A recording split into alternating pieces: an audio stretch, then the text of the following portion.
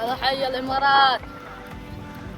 يغلب عليهم، يغلب على ربهم. صح حتى بس قليل طلع يغلب عليهم على الدمر.